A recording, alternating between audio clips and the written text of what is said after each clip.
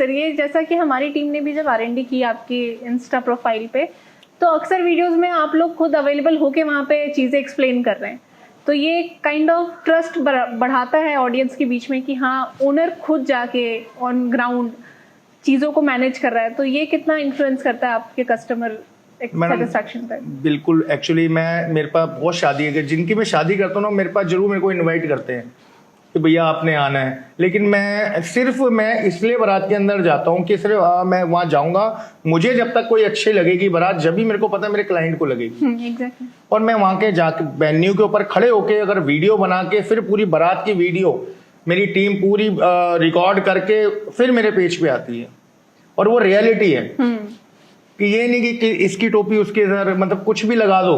सही बात। कि किसी की गूगल से फोटो निकालो, किसी की वीडियो निकालो और अपलोड कर दो, नहीं, मेरी जो वीडियो होगी 101% जेन्युइन।